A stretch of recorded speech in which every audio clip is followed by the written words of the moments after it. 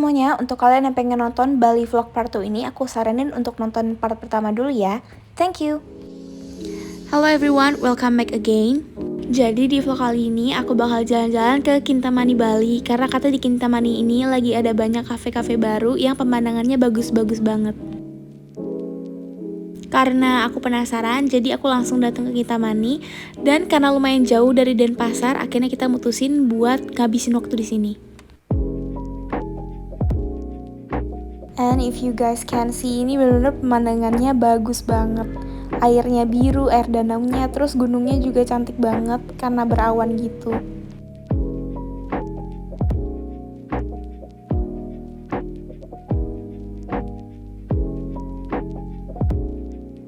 Jadi karena kita nyampe di Kintamani itu masih awal dan belum waktunya untuk makan siang, akhirnya kita cari tempat buat jalan-jalan dulu sebelum ke kafenya. Sebenarnya kita pengen ke Museum Geoparknya, cuma waktu kita datang itu lagi tutup. Akhirnya kita mampir aja ke salah satu pura yang ada di Jalan Raya Kintamani. Jadi pas kita masuk dan bayar tiket masuk, kita bakal dikasih kayak kain dan selendang gitu untuk kita pakai ke dalam puranya.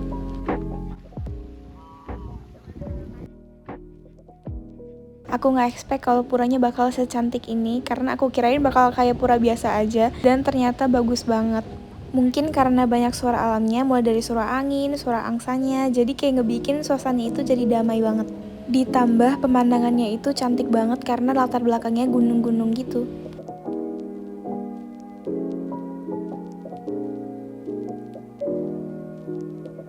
Karena udah waktunya untuk makan siang, akhirnya kita mampir ke Cafe Okuta Bali. Karena kalau cafe ini dilihat dari luar, bangunannya itu unik banget. Dan bukan cuma di luar doang bagusnya, tapi di dalamnya juga estetik banget tempatnya. Menunya itu ya lumayan pricey sih, dari 50 ribuan ke atas, cuma menurut aku worth it karena porsinya besar, terus rasanya juga enak banget. Pas aku makan kesini, aku minumnya itu blue tea dan ini enak banget. Aku nggak nyesel mesen ini. Dan di sini itu pakai gula batu. Terus kalau misalnya tehnya udah habis, kita bisa minta refill lagi.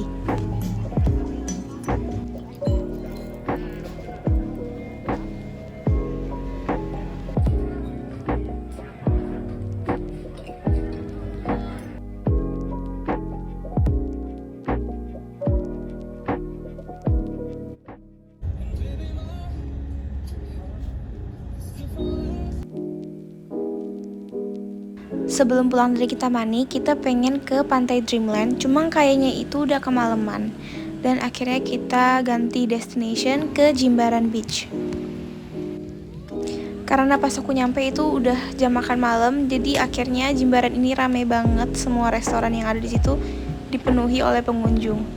Tapi untungnya kita masih dapat tempat sih.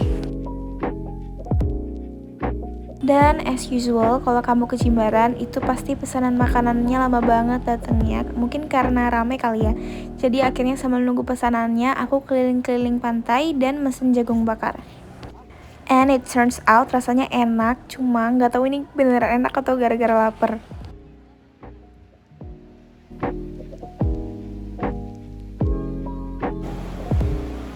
Dan akhirnya setelah nunggu keliling-keliling pantai lumayan lama, akhirnya makanan kita datang. Aku pesen udang bakar, ikan bakar, sama kayak kangkung tumis gitu.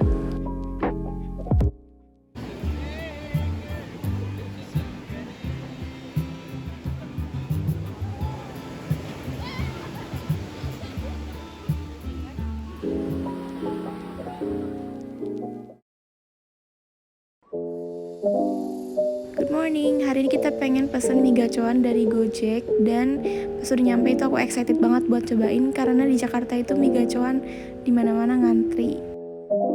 Tadi kemarin itu kita udah jalan-jalan terus ke berbagai tempat, akhirnya kita mulai ngerasa capek. Dan akhirnya hari ini kita pengen istirahat aja santai-santai di daerah Kuta. Di daerah Kuta itu kan biasanya rame dan banyak orang yang kayak jalan kaki gitu, bule-bule. Tapi karena abis pandemi bener-bener sepi banget, banyak toko-toko yang tutup. Walaupun ada beberapa toko yang masih buka, cuma lebih sepi dibanding sebelumnya. Tadi sebenarnya kita pengen langsung ke pantainya, tapi nggak kuat sih, ini bener-bener panas banget cuacanya. Akhirnya kita parkir mobil dan jalan ke mallnya yang Beach Walk untuk ngadem aja sih sebenarnya di dalam, karena di luar bener-bener panas banget. mau beach walk ini tuh bagus banget, aku suka karena konsep itu semi outdoor gitu, kayak banyak angin masuk dari luar. Karena ini kan deket laut gitu, jadi kita bisa nikmatin suasana mall sama suasana pantai secara berbarengan. Ini dari lantai atasnya juga kelihatan, bisa ngeliat pantai Kutanya gitu walaupun dari jauh.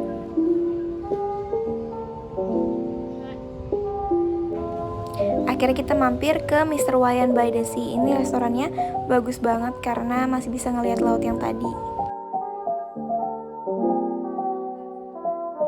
Ini menunya banyak banget variannya, dari makanan yang berat, terus makanan cemilan-cemilan gitu, sampai dessert juga ada.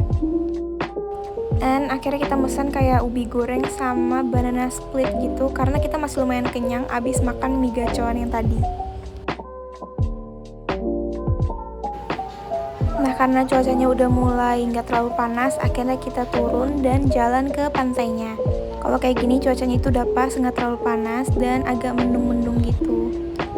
Pas kita datang itu air lautnya lagi surut gitu, jadi malahan bagus karena awan itu mantul ke pasirnya gitu bayangannya.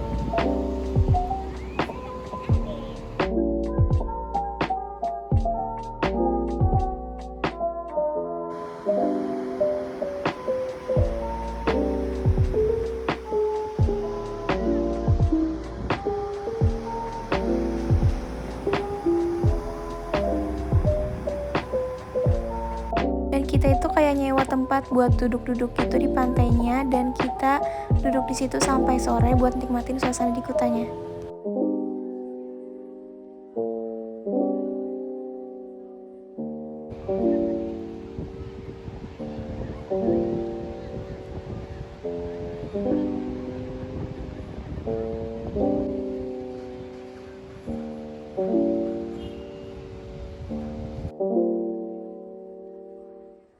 Karena hari udah mulai gelap, akhirnya kita keluar dari pantainya dan jalan ke parkiran.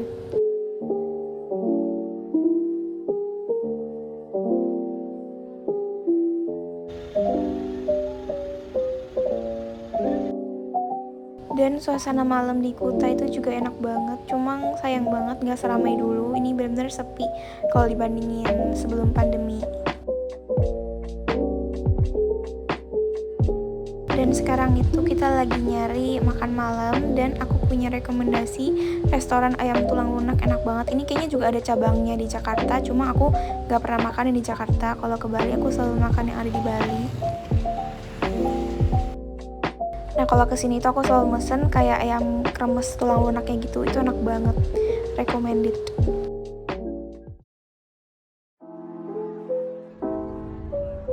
Jadi hari ini kita pengen ke Monkey Forest yang ada di Ubud. Jadi aku udah beberapa kali ke Bali, cuma belum pernah masuk ke dalam Monkey Forest ini karena takut digangguin sama monyetnya. Tapi karena penasaran, akhirnya kita coba masuk aja hari ini. Pas kita masuk ke dalam Monkey Forest Ubud ini tuh langsung banyak patung-patung gitu, ukiran-ukiran. Jadi langsung kerasa banget Balinya. Nah kan, pas masuk langsung ketemu sama monyet-monyetan kayak gini. Dan monyetnya itu bener-bener dilepas gitu, kayak berkeliaran bebas. Dan ada di mana-mana, di atas jembatan ada, di atas pohon ada, di jalan juga ada. Jadi bener-bener di mana-mana itu ada monyet. Dan sebelum masuk ke sini itu kita udah diperingatin untuk tidak membawa barang-barang yang berharga, maksudnya yang kayak menarik perhatian monyetnya, karena takutnya nanti diambil gitu. Dan beneran pas aku kesini tuh ada tas pengunjung yang diambil sama monyetnya dan dibawa ke atas pohon. Sebenarnya itu kayaknya bisa diambil, cuma butuh perjuangan banget.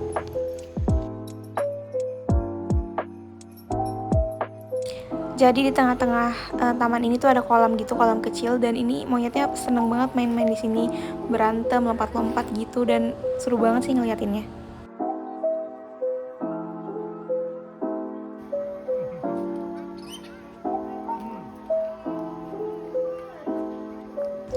Ini monyetnya itu gesit banget, kayak lincah gitu, mau lari, mau lompat, itu benar-benar cepet banget pergerakannya. Makanya kita harus tetap jagain dan waspada sama barang-barang bawaan kita, dan apa yang kita pegang, kita bawa itu, karena kalau misalnya monyetnya mengambil itu bisa banget karena mereka lincah gitu. Di dalam Monkey Forest Ubud ini juga ada beberapa pura, dan pura ini itu namanya Pura Dalam Agung. Dan karena di palang jalan gitu kayak katanya ada pameran lukisan, akhirnya aku datang aja. Dan ini pameran sederhana gitu sih, cuma lukisannya bagus-bagus banget.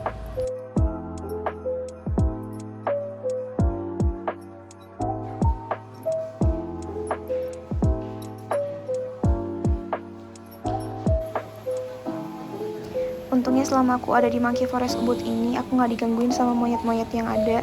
Tapi cuma tadi sekali doang sih, tas aku kayak ditarik gitu sama monyetnya. Cuma karena tas aku itu backpack ransel gitu, jadi aman nggak keambil.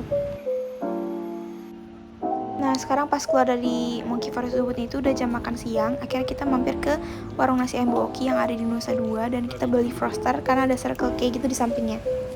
Tiap kali ke nasi ayam Boki itu pasti selalu rame, dan gak heran karena ini nasi ayamnya enak banget, kalian harus cobain. Jadi biasanya kalau kita ke Nusa Dua itu kita selalu masuknya lewat The Bay Bali. Cuma itu 2 years ago, dan pas kita datang itu sekarang tempatnya itu kayak terlantar gitu.